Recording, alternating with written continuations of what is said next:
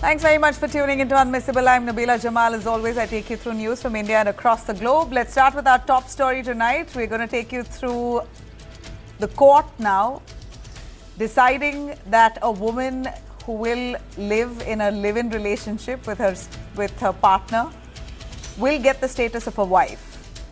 Big headway there when it comes to giving rights to a woman in a relationship. We're going to take you through all of that with our panelists on board to give us a little sense on what this really means for the future of women in this country.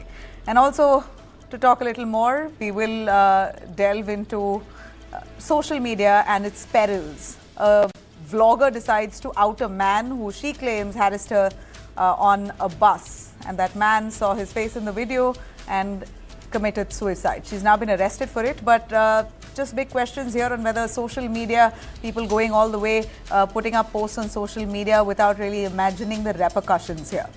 And also on our top story tonight is Trump taking on NATO in Davos and also reiterating his claim on Greenland. Let's start with all our top stories, the headlines first. India designates Bangladesh a non-family posting and decides to bring back family members of its diplomats, citing growing security threats from extremist elements. Government says 5 Indian missions in Bangladesh will operate at full strength.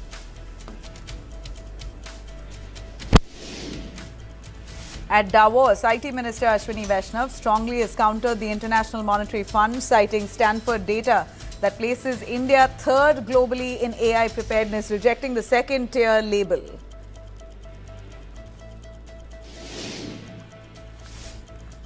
Delhi police to deploy AI smart classes equipped with an integrated facial recognition system, FRS, as part of enhanced security arrangements for Republic Day. So AI smart glasses that will be deployed.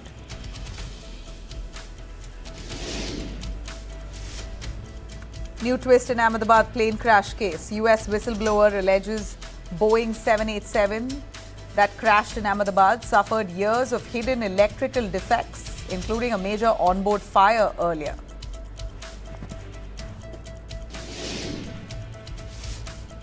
Bengaluru has now been ranked the second most congested city in the world in 2025, according to the TomTom Traffic Index, trailing Mexico City. Well, literally after Mexico City, Bengaluru is the most congested in the world.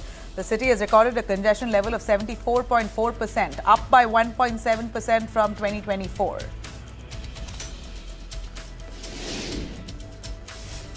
After Tamil Nadu, now Karnataka governor has refused to address joint state assembly session on January 22nd. A high-level delegation led by Karnataka's law minister rushes to meet Governor Thawarchand Gehlot in the Lok Bhavan to convince him to come.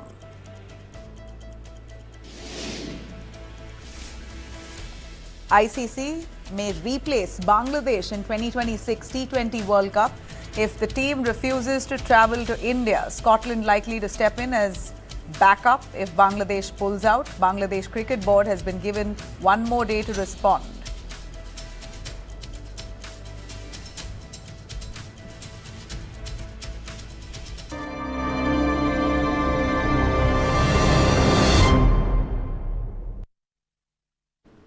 All right, let's begin with what the world's talking about, Donald Trump in Davos. As expected, Donald Trump's style, he spoke at length about what he wants, and that's it, what he wants and what America wants, oblivious to anybody else's feelings of what they want. Well, here's what Donald Trump said.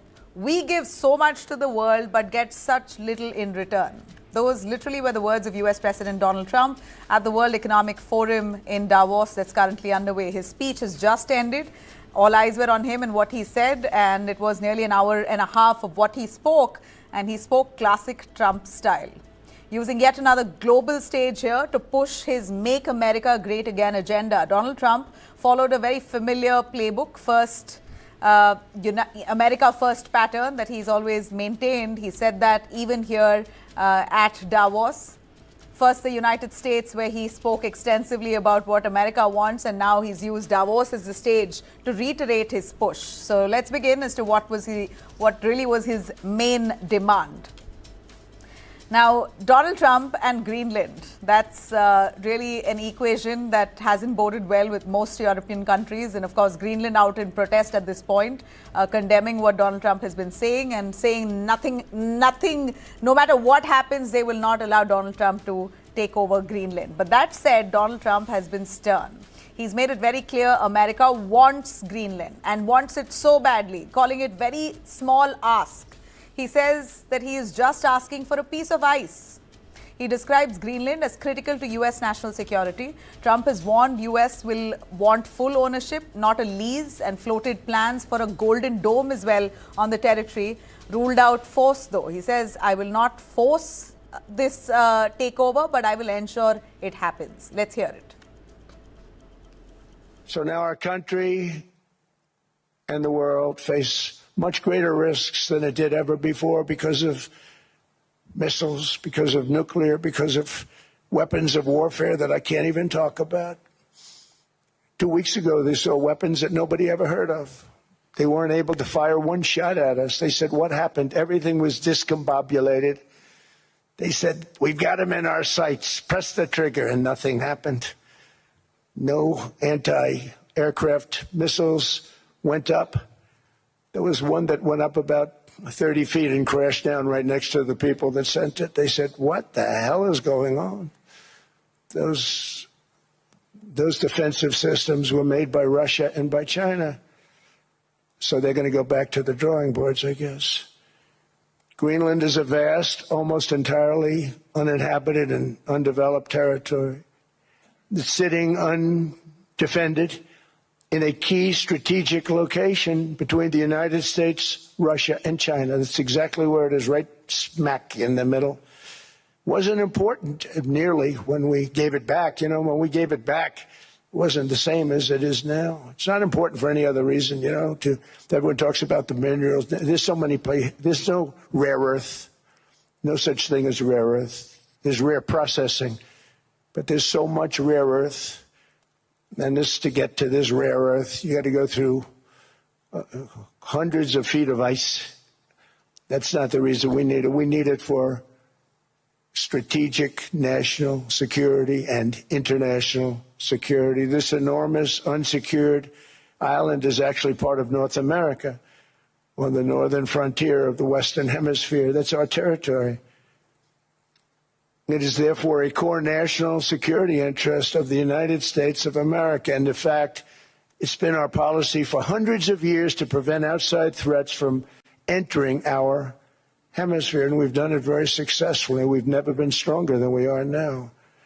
That's why American presidents have sought to purchase Greenland for nearly 2 centuries. You know, for 2 centuries they've been trying to do it. They should have kept it after World War II, but they had a different president. That's all right. People think differently. Much more necessary now than it was at that time, however. Now, speaking about NATO, an outright warning that Trump has given, questioning the alliance's commitment to the United States. President of America says that we've given so much to NATO. Without us, they wouldn't have even been in existence. But NATO doesn't stand by us when we need them. He said America would stand by NATO 100%, but was unsure if allies would do the same for America. Trump claims that the United States has been paying nearly everything for NATO security, so they are indebted.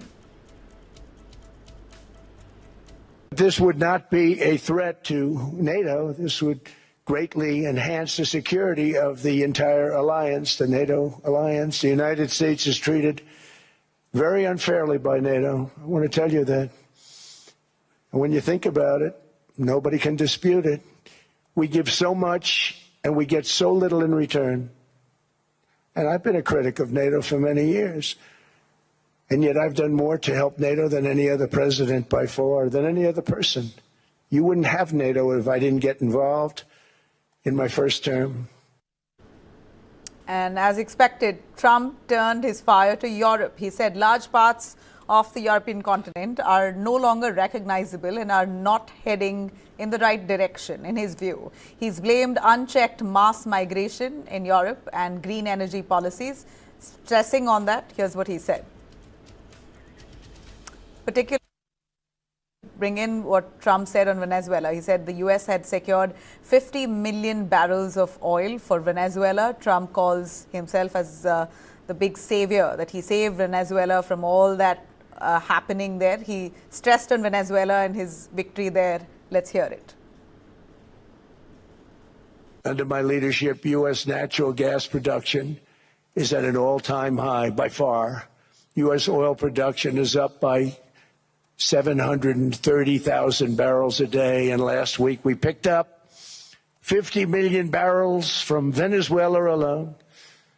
Venezuela has been an amazing place for so many years, but then they went bad with their policies. 20 years ago it was a great country, and now it's got problems, but we're helping them. And those 50 million barrels, we're going to be splitting up with them, and they'll be making more money than they've made in a long time. Venezuela is going to do fantastically well. We appreciate all of the cooperation we've been giving. We've been giving great cooperation. Once the attack ended, and they said, let's make a deal.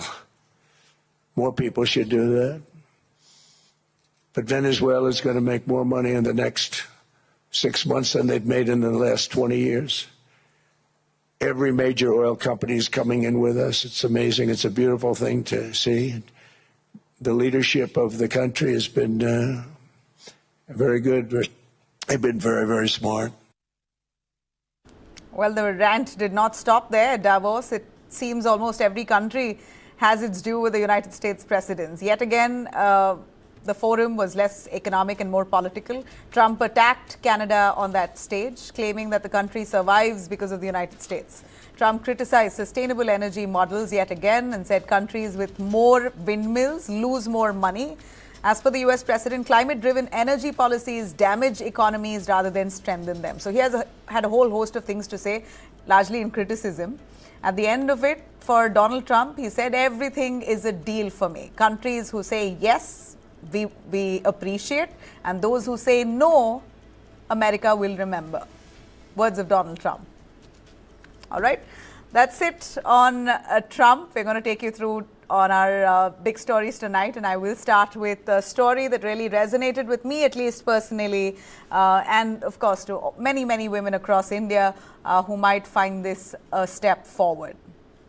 Now, across India, big cities and small towns, more young couples are choosing to live together without marriage. And now the court seemed to have given a ray of hope for women who live in relationships. They could be now looked at or given the status of a wife.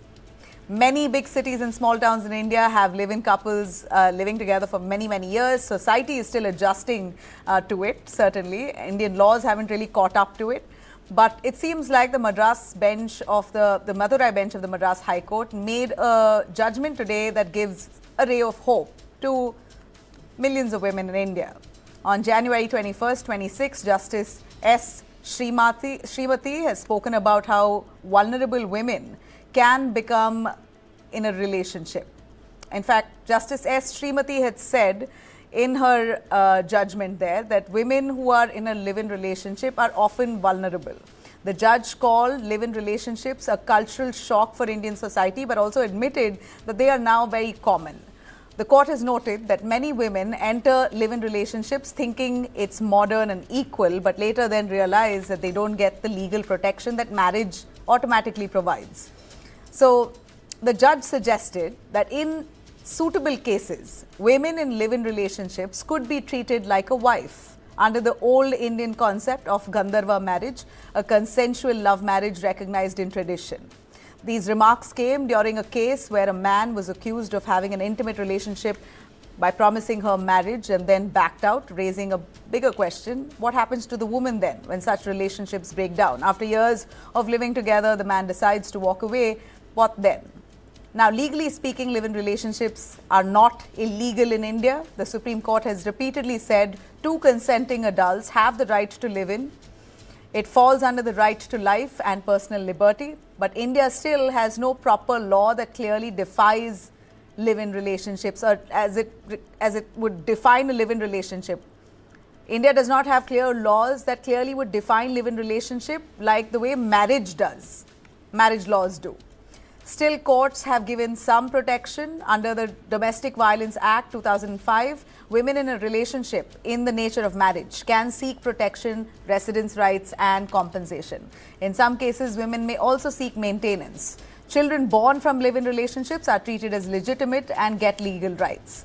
But unlike marriage, live-in relationships or live-in partners do not automatically get inheritance rights or full spousal benefits. Most protections really depend on how long the relationship lasted and how it's proved in court. India's courts do support the freedom to cohabit, but they also acknowledge that many women are left unprotected when things fall apart. Even globally, common law marriage exists only in a few places like some US states. The UK does not recognize it fully. Singapore does not either. So should really India create a clearer legal framework now to protect partners in live-in relationships? And is this judgment today a step forward?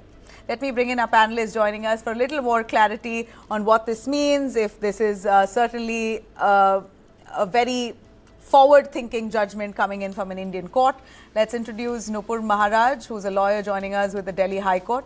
We also have Brinda Arige, women's rights activist, and also Dr. Charu Walikhanna, who's an author, former member of the NCW, and also Satish Kumar, who's an activist and also an advocate at the Madras High Court, where the judgment has come in. Thanks very much, all of you, for joining us. Brinda, as a woman, let me start with you. I know you've seen all kinds of marital breakdowns and women there receiving the raw end of the stick. Here, two consenting adults living together, the reason to why two people want to live together is because there's no commitment. Otherwise they would have gotten married. But they choose not to get married, but just to have a live-in relationship so that they decide after a few years whether they're compatible and want to go ahead. But here the court says you can get the status of a wife. That's huge. Is that positive in your view? Absolutely positive. This is a progressive judgment that has come from the Madras High Court. When the law recognizes a child born of such a relationship, and that woman will be known as the mother of this child, what does that man be known as? Father? So now the only part of it is, am I wife and are you husband? So here, when the court is saying that they want to give the status of a wife to this woman, because of the patriarchal society that we live in, because of our cultural taboos that we have put, the court also has very, very strongly come out with this whole concept that requires to be recognized. The Gandharva marriages. I mean, this is something, it's not new. It's been in our culture. It's been in a part of our custom for ages. So somewhere because along the line, you're talking about the modern British. concept. It's very tricky because we're talking about modern concept of live-in on one end, and on the other end you're talking about Gandharva marriage. So don't you think this is a slippery slope? It's unclear category there and could be misused? I don't think we should stand and go from the premise of misuse. When a judgment of this nature comes, I'm sure a lot of thought has gone into this judgment. It could not be something that has come out offhand. And there is a lot of investigation that goes into it, and the public prosecutor making an established argument before the court, after which the court decides, okay. Because if you look at the Domestic Violence Act, like you pointed out, the woman can report and complain about her intimate partner. And the intimate partner violence is taken, it is cognizable, it is accepted by the court, and you can seek redress. So when all of this is there, what does the wife part of it mean? Does it mean that you might get something from his insurance and LIC, or the health benefits, or from his property? I think, and those places the court will say, no, you may not get all of these things. But looking at it from a wife, as a wife, the perspective it comes from is to say, you cannot now say, I had a relationship with you. Now I don't think I like you because my family has fixed a marriage. So I'm getting married over there. That is a premise from where the court is coming from. And I think that is very, very progressive. I just feel, and you know, when two people are living together because they want to check compatibility, to be giving the status of a wife to the lady is slighting the man also to a certain extent. I don't know. I mean, just probably if I could bring in Dr. Charu, who's also been the member of the National Commission of Women. Ms. Charu, your take, Dr. Charu. Why don't you tell us the number of women who have felt abandoned? The cases that may have come to you, that you may have dealt with directly, do you believe this is progressive, or could this just be binding a man, you know, and could be unfair on a man here? I think the judgment is highly contradictory. On one hand, she says she's talking about Gandharva. Gandharva was a legitimate kind of recognized form of marriage. Maybe it was not a kind of marriage which was considered very good, but Gandharva was a form of marriage. So how can you equate a relationship with a marriage? And as far as the woman is concerned, because the judge has also spoken about women being vulnerable in relationships. I don't know what kind of vulnerability she's talking about, but undoubtedly there is, you know, there's a zero tolerance for violence. In no intimate relationship, whether you're a wife, you're not a wife, whether you're a girlfriend, whether you're a live-in partner, violence should be tolerated against a woman. So for that, you very much have the Protection of Women against the Domestic Violence Act, against domestic violence. And that act protects women who are in a shared house, not like if you're having random 1 or 2 night sexual encounters. If you're living with a person Sexual encounters, in a shared household, this is and I'm sure there must be some definition to a live-in relationship. How long are you living together? That will also be viewed by court if yes. Right. See, that will be viewed by court, but in India we don't have the length. They just talk about shared household. And that means that you have a common kitchen. Whether you're living with a joint family in the common kitchen or you're just living as male and female. And nowadays young couples are, you know, experimenting. It's better that they live together. In my opinion, I don't think we should equate sex with marriage.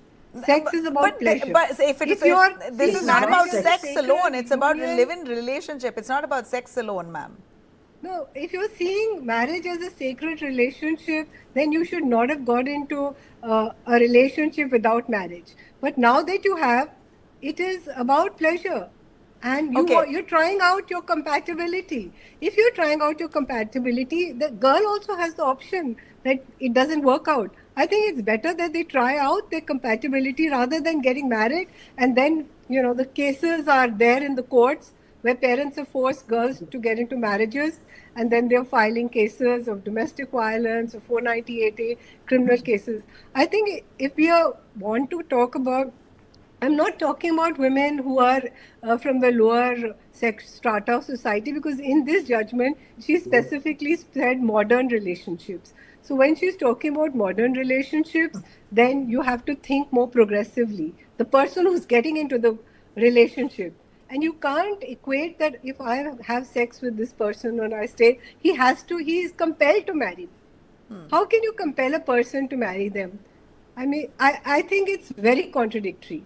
Okay. Brinda, I will come to you, the only man on the panel, before I go to Nupur as well. Let's bring in the man on the panel. Satish Kumar, sir, it's you practice at the Madras High Court. That's where the Madurai bench has given this verdict. Why don't you tell us a little more on what ripples did this verdict really send out?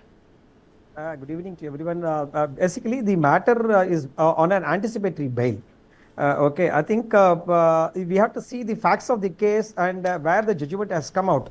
As it is a matter of anticipatory bail, so the accusation against a man was made in this matter, and based on the prosecution's submission, the order was passed. So, especially in the case of living together relationship, as it is not defined so far very clearly in India, this has to be seen only on the case-to-case basis. So we cannot generalize what has been stated today as a Gandharva or it is a modern marriage.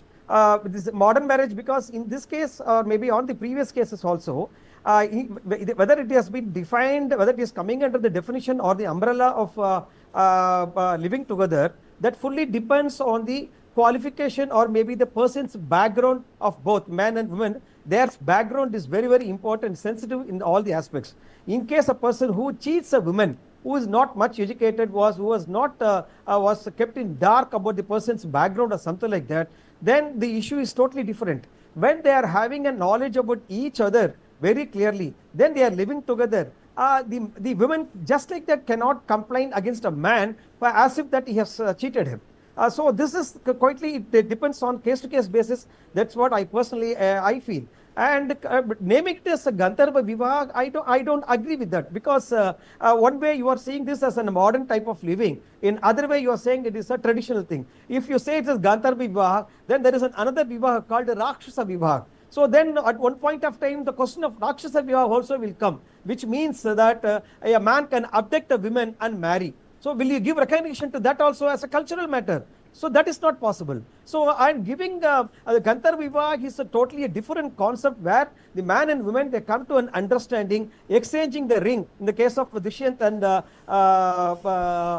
Shakuntala, it was a perfect understanding between them. And later point of time, Dushyant cheated Shakuntala. That was the story what we have seen so far. So unless otherwise there is a consensus between them, and they lived for a period of to some extent maybe a month or maybe a year and so far, that is not defined in our law so far. So it fully depends on case-to-case basis whether this can be considered as a living together or not, whether the woman is deliberately giving a complaint against the man or not. Case-to-case basis, but this will be, this is certainly set precedent already. So there will be many more to come going forward, because increasingly the concept of marriage is losing its significance.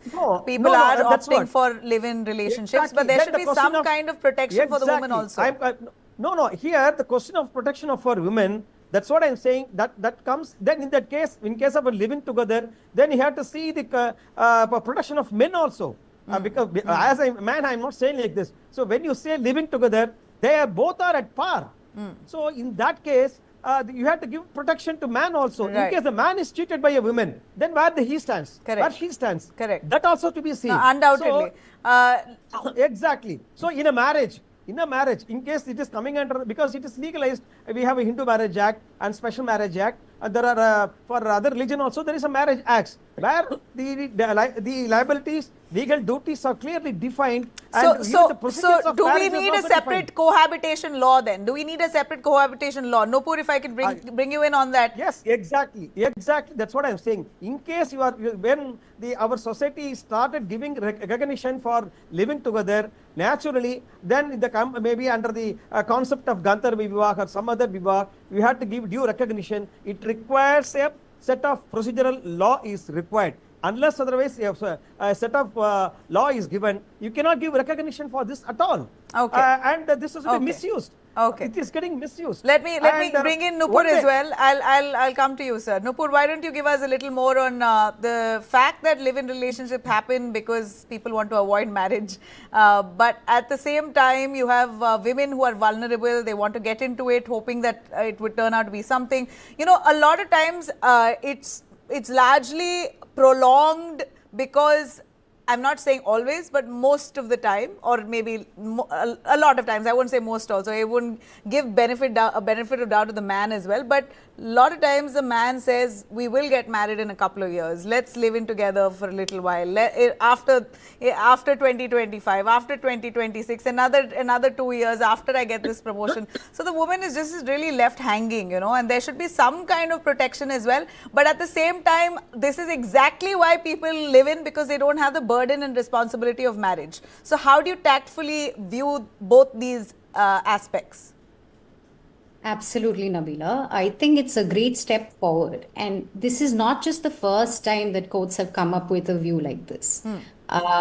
So a separate cohabitation law would be an overstretch in a situation like this, because you can package these kind of relationships in, under different labels, all that you want. But the nuances of a relationship where a man and a woman is involved remains the same. And this is not the first time that the court has come up with a judgment like this. If you'll permit me, since these rights are of a woman, these relationships are in the nature of marriage, And there are strict guidelines by the Honorable Supreme Court, also laid down in 2013, where the Honorable Supreme Court has considered what falls under the category of nature of marriage. So there are a complete set of guidelines that are already there. And once you look at those guidelines, it will become apparently clear that why we don't need a separate law for this and why women need to be protected under the current legislation itself. Why? Because now let's go through what are these guidelines that the Supreme Court has given. One of the first guideline is relationship duration. As we have already spoken on this panel, that a significant period of time which may vary on a case-to-case basis. And of course, it's very subjective. So we can today, of course, say that it's very subjective and we don't know what the duration of this could be. So certainly it'll vary on a case-to-case basis. Right. But there are other guidelines which will then, strategize it more. Yeah. Such as a shared household. A shared household where the person who's aggrieved has lived or still lives in a household with the man or without the man, where perhaps the cohabitation is happening. Then another one is pooling in resources and financial arrangements together. When a couple comes together, a man and a woman comes together to pool in their finances and then to live a life together. The man materially, if you see, provides for a woman. Yeah. And then woman sort of gathers it all together and then, builds a home for him, cooks for him, cleans for him. So if a woman is involved in the activities which are ideally in a shared household, that's also one of the guidelines that the Supreme Court has to determine whether a live-in relationship is in the nature of a marriage. Another guideline is domestic arrangement. What all responsibilities does the woman have? Is she running the home for him? Is she cooking for him? Are there shared activities that the couple is doing together? How long are they living together? All of these considered by the Supreme Court already. So this is already, it already defines then, so then that case-to-case basis, like Satish also said, if you really look at the guidelines given and put in place by the Supreme Court, then very well the lady in this particular case stands within her right to ask for a status. Absolutely. Where will she go, otherwise? Where will she go? Today you come into these kind of relationships because this is what the modern setup is. And if you come in these relationships, would you wait for a legislation to happen? The jurisprudence is already developed by the Honorable Supreme Court in time over and over again in different matters, starting 1978. So then you don't need a separate law at all. It's already existing. Brinda, you were saying. Now there was another committee that was set up. Yeah. For reforming of the criminal you justice can system. register these relationships. In fact, it's mandatory to register under the new UCC law. Okay. If you register these relationships, you're saying you have better to protection. register them. You have better protection then? I assume so. Yeah. Brinda, you were saying? Yeah, I was only wanting to respond to the other panelists who kept talking about when you want to stay together to have sex, when that is not live-in. Live-in, like Nupur explained, case to case, of course, is the significant amount of time that you've spent. And even in a live-in relationship, there is a lot of other emotions. There are a lot of other shared activities that are done, shared decisions that are taken. And like you pointed out, Nabila, the man is the one who always says, wait, we will get married. Because no matter which couple that is in India just now, 90 to 95% of them do a lot of thinking in live-in relationships to have a child. In their head, those patriarchal norms are still there, saying, let's have a child once we get married. So when can we get married? My biological clock is ticking. So all of this has to be considered. It is not misuse. 498A live-in relationship cannot invoke it because it is only cruelty in marriage. So marriage as defined by my law. but all other protection and all other safety clauses can be invoked by this woman who's living in this relationship. And I think that is why the Madras High Court's Justice Srimati's judgment is so very progressive in this age and time right now, and there is no need for us to have any new law. Cohabitation, we are two adults, so you don't need a law to cohabit, but it is a live-in relationship which goes beyond cohabitation. Right. And that is what we want to Satish, ask to as I'm women ending are here. safe or not. No. First of all, we should also understand, as my co-panelist said, the Supreme Court has not given a guidelines, though it is stated as a guidelines. It's only a broad idea is given by Supreme Court. What can be, what could be come under the umbrella, or maybe an idea of living together. For example, if you say that wife is, the woman is cooking, in case the man is also cooking, in case both are giving the finance, then they are at par only. Shared household. Shared households. No, I'll come to that point. I'll come to you. You are saying that duration. How we can define duration? Presuming you are saying it's 2 years. The man leaves at the 18th. Maybe at the before the end of the second year. Where we go then? And even to give a child, 1 month is enough, or 2 months is more than enough to cheat a woman. So in that case, can you say it is a living together relationship? So there is, unless otherwise a clear-cut law is made, or if and even now also the living together is neither said as illegal nor it is stated as legal, but it says it is not illegal.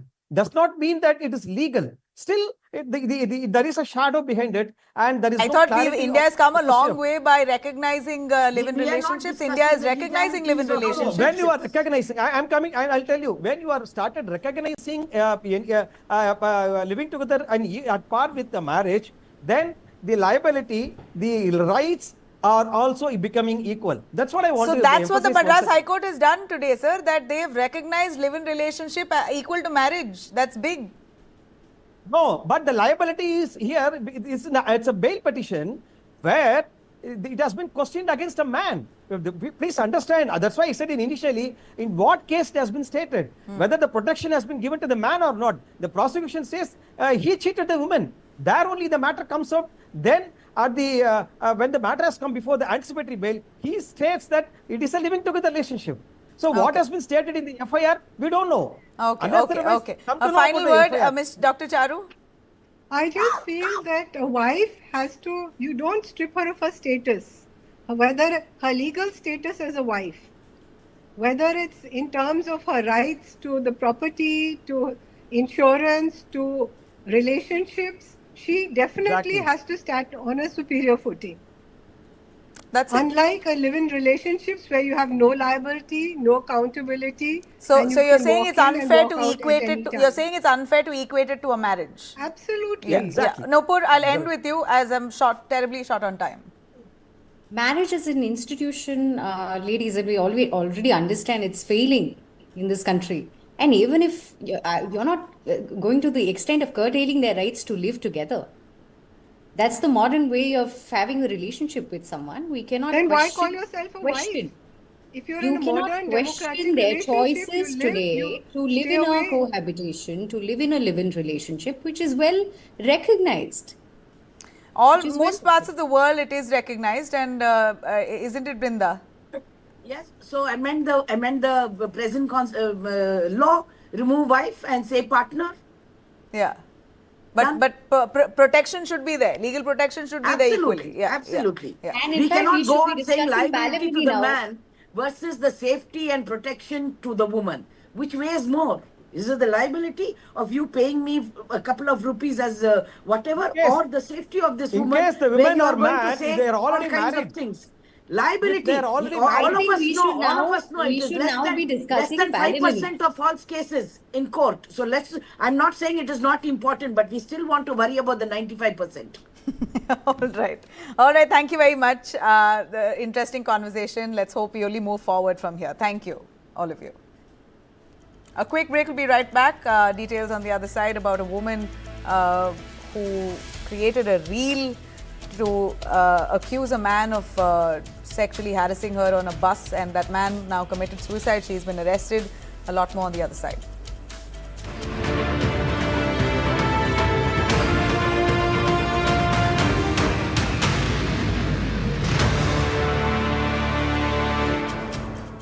A tall cappuccino with caramel syrup and cardamom. Sure. A tall cappuccino with caramel syrup and cardamom. Sure. Tall alfacino with camel ka soup and काटी जी की mom.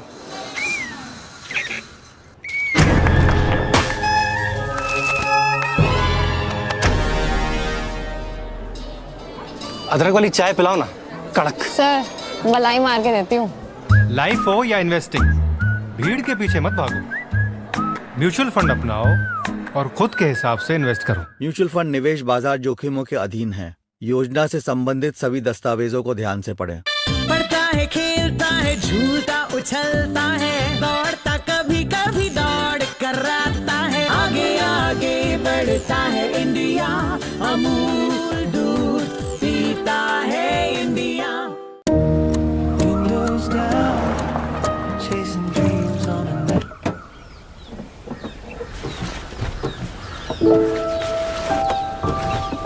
With Skoda Supercare and growing network across 180 plus cities, you never drive alone.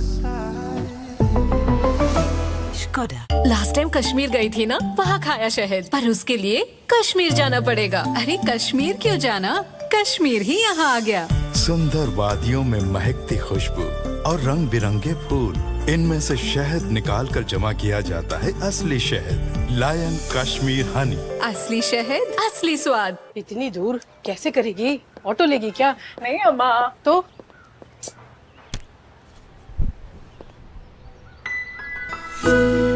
Surprise.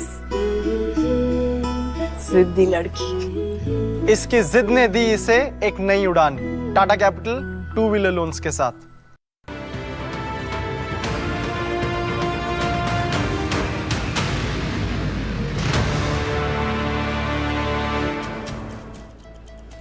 Welcome back. Well, days after a man died by suicide in Kerala after a video accusing him of harassment went viral, YouTuber who recorded the video and leveled the harassment allegation has now been arrested. 42-year-old man from Kozhikode, Deepak, he died by suicide after a video by a blogger accused him of sexual misconduct. In fact, the vlogger in that clip portrayed this man to be a harasser. And the video, if you could play that out, where he's standing right beside her and appears to be touching her. She says it was deliberate. And according to his family, he is now dead and gone. His family says that this was a lie and this was just engagement farming, deliberately done to catch views by the vlogger Shimjitha Mustafa. Quickly, of course, this went viral and a lot of outrage and backlash now that Deepak has committed suicide. But the lady here in question maintains her stance and sticks to her narrative, saying that he indeed touched her inappropriately and before her touched other women inappropriately in the bus, and which is why she recorded him. But Deepak's family says it's absolutely baseless and it's shaken the entire family, and unfortunately even Deepak was so depressed that he committed suicide. His mother has described the loss as a result of character assassination and nothing else. Police have registered a case now against the vlogger Shimjitha under abatement of suicide and are investigating whether the video was edited or shared recklessly. They had also issued a lookout notice as she had gone missing, and she's now been arrested and sent to 14-day judicial custody. But just many questions around whether something like this should be put up online. If at all you've been harassed, raise the issue right there, then file a police complaint. But to capture these videos for the world to see, is it really fair? You know, what kind of impact does it leave on the society as well to show, even if the man was really harassing her, the video of him harassing her as a person who's bearing that harassment? Do you want to put that out in public, and what it does for not just him, to the family of that man who are innocent ideally in this scenario? Well, it's just such a murky situation, and the girl now is the vlogger, even though she says she's honest, has been arrested. Let's bring in Rekha Agarwal, who's the advocate with the Supreme Court and women's rights activist, Barkha Trihan, social activist. A quick word, Barkha, what do you see of the situation here? The girl entire says, nation, I totally shook when I saw this video. And I repeatedly saw it, not once, many times, to understand what actually happened. And honestly, it was very disturbing because I didn't see the man touching that woman at all. No, there is physical contact. contact is I've very seen much that. there. Let me complete. Let me complete. See, the buses shake a lot. It was already crowded. Secondly, if you see, the man has changed the position also. I have seen the video many times. And he didn't try to harass any other woman. This is the people sitting in the bus have said this. Even they have examined the CCTV footage. There is nothing inside which has happened. Neither the conductor has said anything. Now this has happened only to harass this man. Instead, the woman wasn't being harassed. The man was harassed. And this situation was created for the man so that they record a few seconds and they put it on social media, and then they get so many likes and all, 2 million views on that small clipping. Imagine. And Deepak, after that, what happens is, Nabila, I am also facing the same thing. Just recently, I was also going through all this mess. So I can tell you how disturbing it is when you get so many calls and when you get so many messages on social media and people call you and say that this, you have done this to a woman, and this, you have harassed a woman, and it's extremely wrong, and you should be punished, you should die. There's such a lot of hate comments over there, and then you get tortured, mentally tortured. And this happened with this man also. And I can tell you, just few weeks back, I was also facing the same thing. I was told badly for something which I did at Jantar Mantar, and then I was getting a lot of death threats, rape threats, because the Unnao rape victim herself instigated rape against me. So I was going through all trauma. I can understand what Deepak went through, and when he went there, and he was, even if he wanted to tell inside that nothing of this sort happened, whom could he tell? Whom could he reach out? He couldn't reach out to anybody. And just to get a little bit of fame or whatever this lady wanted, I don't know what was the real motive of this lady to make this short video and make it one thing I absolutely disagree is that to capture this, if she was really being harassed like that, then to capture it and having the whole world see him harassing her doesn't sit well with me either. Ms. Rekha Agarwal, would you want to come in on your the legal expertise on this? She could have filed a complaint or raised an issue with the conductor, but instead she's taking a video of him harassing her. If he is doing this, see, there is physical contact. Look at the video here we're playing on our screens. There is certain physical contact. Whether Deepak was actually guilty of harassing the woman or not, that is another matter altogether. Because there are two sides of the story. But as far as this particular incident is concerned, I am not at all with this woman. I think, what is her name? Some Samishta, something like that. The lady, the accused lady in this case, that there was no need for her to put her alleged harassment on social media. And because this video, the number of likes, as Barkha said, that it's got probably 2 billion likes. She has been able to get all these likes only because of the fact that this man has ultimately committed suicide. Otherwise, left to itself, there is nothing very dramatic. The video went viral, and after that he committed suicide. Yes. So he's committed suicide after this video has gone online. And I think that the whole idea now what comes into question now is that a line has to be drawn between freedom of speech and expression and the right of privacy and the fundamental rights of every citizen. Just as a complainant has got a right to complain, an accused person also has a right to defend himself. True. So in this case, even without giving an opportunity to Deepak, that whether he's actually guilty or not, she has absolutely tarnished his reputation. Ultimately, had Deepak been alive and had he faced harassment charges, he may have come out scot-free. So that time would have... And by then, he's already been vilified online. Yeah, so this is unfair. Absolutely. This is absolute, transgression of the right that you have of putting things on social media. She should not have done that.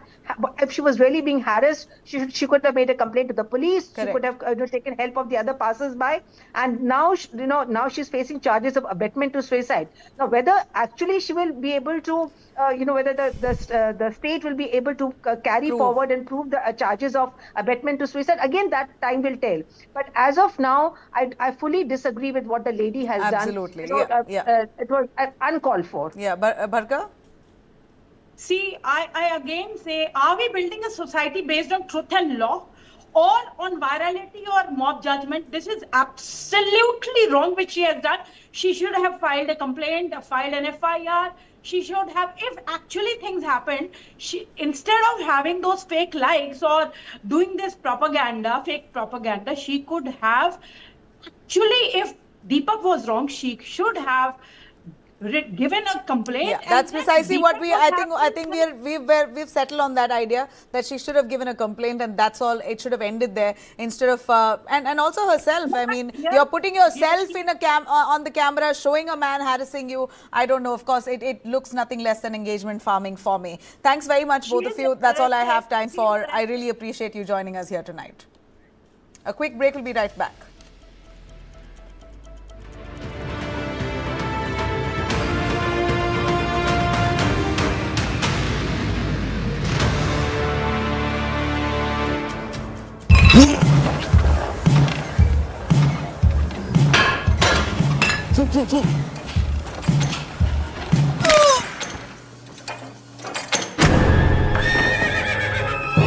Loser.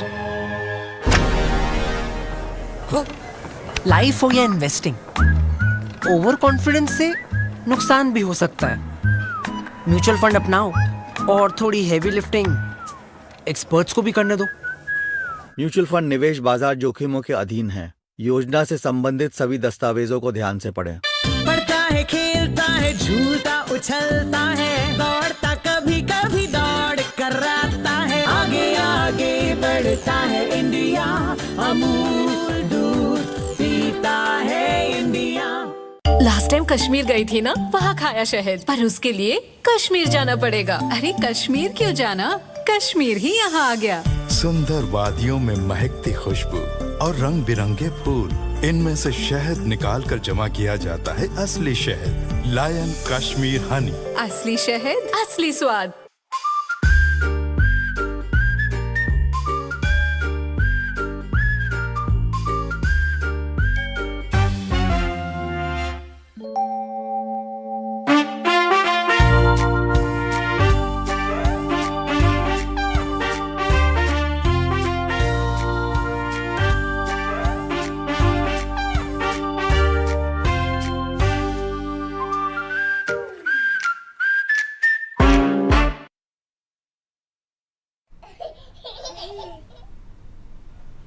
Finally हमारा घर।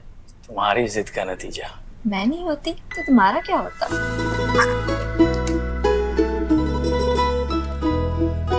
इनकी जिद ने आज इन्हें दिया एक permanent address Tata capital home loans के साथ।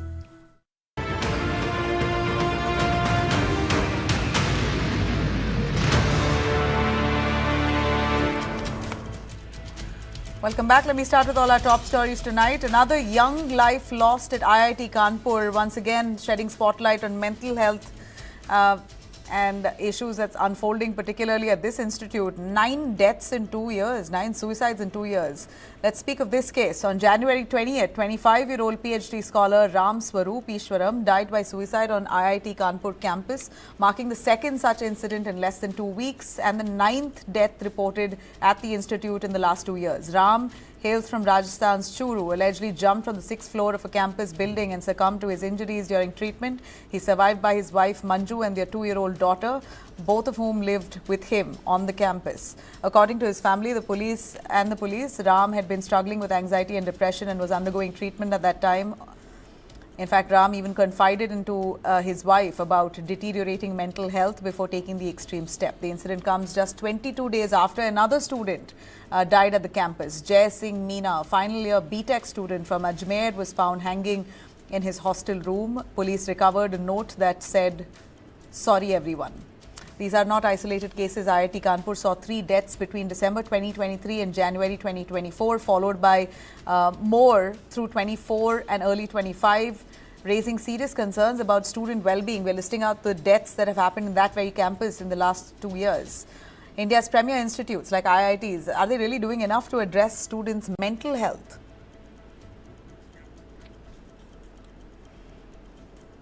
Now, a victory speech by AIMIM's youngest councillor, 22-year-old Sahar Sheikh, has ignited quite a major political row in Mumbai's Mumbai following the local body elections there. Soon after her win, in fact, AIMIM got 5 seats there, more than the Congress. Soon after her win, she delivered a very fiery speech that went viral, claiming that AIMIM had defied expectations despite what she called an army of vultures working against her. The controversy erupted when she ended her speech there, saying Mumbai now must be painted green, and declared that AIMIM aimed to dominate the region over the next 5 years, even saying that all future candidates in Mumbai would be from her party. Well, that was misconstrued, and it was basically, she was accused of trying to turn Mumbai area green. So you had all the right-wing, extreme right-wing people on platforms trolling her and criticizing her, saying, see, yeah, well, this is what that first Kashmir, now Mumbai and whatnot. So, but she has come out to clarify, saying, well, I belong to the AIMIM, and of course I will say that that we will win all seats, and therefore we will paint the area green. Well, AIMIM won 5 seats in the Thane Municipal Corporation from the Muslim-dominated suburb. The Shinde Sena went a step further, alleging AIMIM was indulging in communal colour politics and even using what it called Pakistan's language there. Amid the backlash, Sheikh has issued a clarification, firmly rejecting any communal intent. She only said, referencing green to her political party's flag.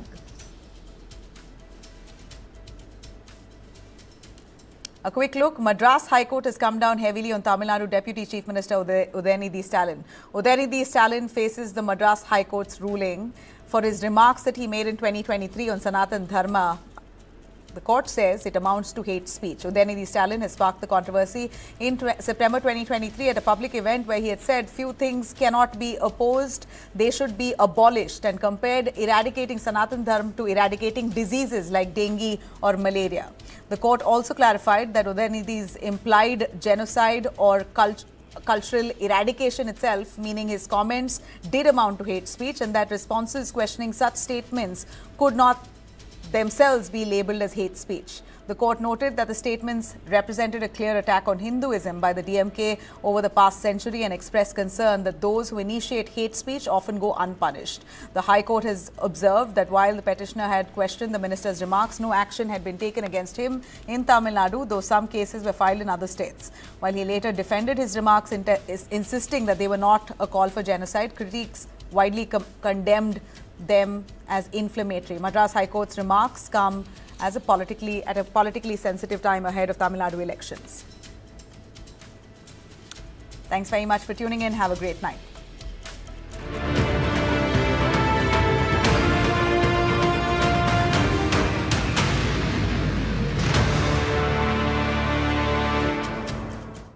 पढ़ता है, खेलता है, झूलता उछलता है, दौड़ता कभी कभी दौड़ कराता है, आगे आगे बढ़ता है इंडिया, अमूल दूध पीता है इंडिया। घर है वही जहाँ सब संग हो, रिश्तों को रंग दो, दुनिया को रंग दो। Birla Opus Paints. Windows down, chasing dreams on a net.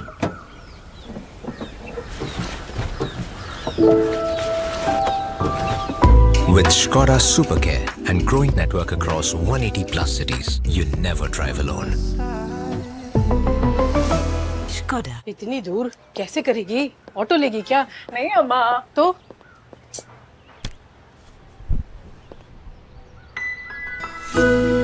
Surprise. जिद्दी लड़की। इसकी जिद ने दी इसे एक नई उड़ान, टाटा कैपिटल 2 व्हीलर लोन्स के साथ।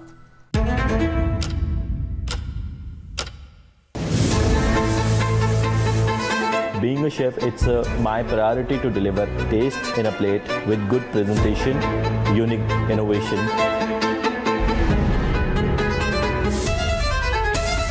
You need to explore, you need to experiment. You observe the people, make them happy, make them feel happy, and in the end you are smiling. That's the most important thing.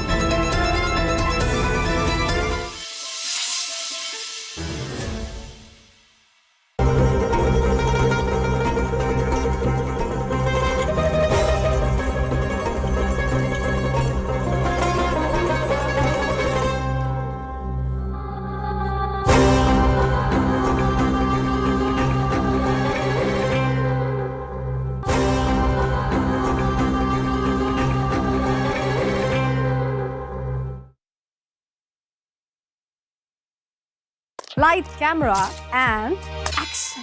Kick back, relax, grab your favorite snack because News9 is here with your weekend dose of entertainment. It's time to take a deeper dive into the buzzworthy happenings of the entertainment world. From celebrity gossips to exclusive conversations, from nostalgic moments to News9's pick of the week, don't worry, we've got you covered here. And I hope you've grabbed your popcorn by now because News9's page 3 is here to serve you everything that we call entertainment. So do stay tuned every Saturday and Sunday, 2:30 p.m. When drinking water turns deadly, it demands answers. What is really going on there? News9 brings you Imagine water that you drink. contaminated drinking water in Indore, revealing a disturbing link to at least 15 reported deaths. Typhoid outbreak in tribal areas. 104 patients. After 15 people were killed. Foul, frothy water from taps. You would assume it's safe, it turned deadly. Because how is that happening? Different cities. One national crisis. Bharat. Quest for clean water. News9. In your interest.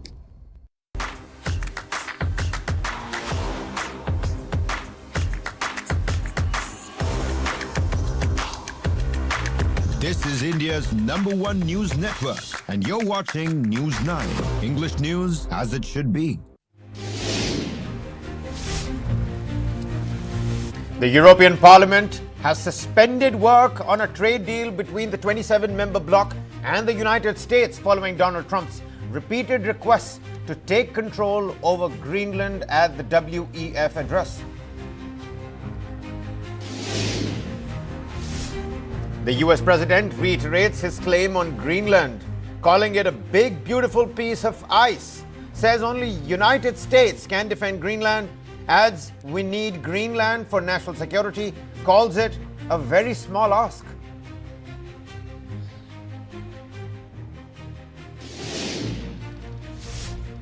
Donald Trump also takes on the European Union at the WEF Davos address, shatters West unity, doubles down on we need Greenland, hits out at European countries and, of course, Mark Carney and Canada.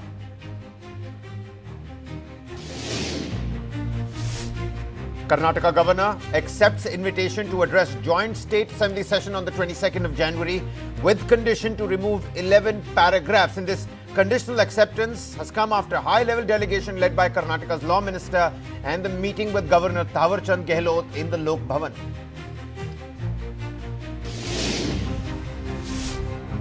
Bengaluru has been ranked as the second most congested city in the world in 2025, according to the TomTom Traffic Index, trailing only Mexico City. Bengaluru recorded a congestion level of 74.4%, up by 1.7% from 2024.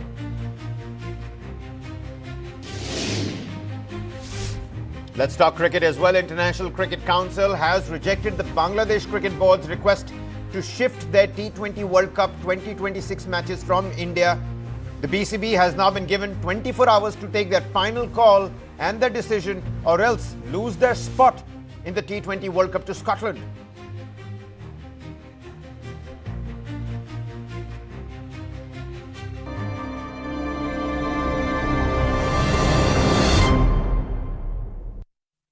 Well, first up, the transatlantic tensions and Donald Trump's fiery speech. We've got some breaking developments vis-a-vis Donald Trump's World Economic Forum address. A standoff over Greenland is set to escalate as the European Parliament has now decided to suspend its work on the EU's trade deal with the United States. President Donald Trump's renewed push to acquire Greenland and his threat to impose tariffs on European allies that oppose the plan. The European Parliament had been debating legislation to remove several EU import duties on American goods, a key pillar of the Turnberry trade understanding that was reached just last July, including proposals to continue zero tariffs on US lobster imports, first agreed during Donald Trump's earlier term. However, lawmakers have increasingly criticized the deal as unbalanced, arguing that whilst Europe is expected to slash most of its import duties, the United States would retain a broad 15% tariff rate. And despite those concerns, the deal was earlier moving forward with safeguards such as the sunset clause and protection against import surges, but that momentum has now been stalled.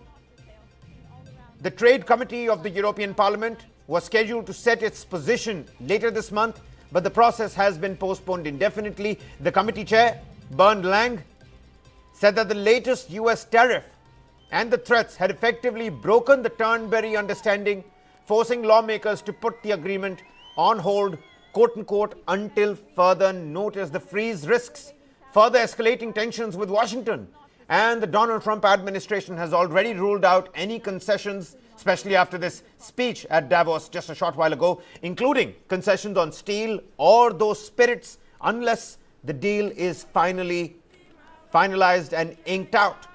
EU freezes the US trade deal, the first collective counter against Donald Trump and his fiery speech. With me on the broadcast, Ambassador Jayan Das Gupta, former ambassador to the WTO. Many thanks for joining, sir. Major General Sudhakar G, defense and geopolitical expert, also with us on the broadcast. Very warm welcome to you, General, and Professor Swaran Singh, School of International Studies at the JNU. You know, Ambassador, we were earlier just talking about how Marcani had bailed the cat, but it seems like collectively the West unity has been shattered by Donald Trump, and the first counter-offensive measure has also come to light. What do you make of this? EU stalling that deal, that trade pact with the United States? I think this was very much expected, because the French were, very critical of the deal which the EU had gone and agreed to, which meant that the US was going to slap 15% tariffs on the EU, and the EU would have to provide a lot of access at zero duty to US goods. Now, as you know, the transatlantic trade between the US and the EU accounts for roughly 1/3 of total global trade, which is about $34 trillion. So, the EU felt that it was being treated very unfairly, but in order to avoid getting into a tiff with President Trump, especially when many of the European countries are already perhaps in recession or are having alternative quarters during which the growth is going to the negative side. Germany, for instance, France, and outside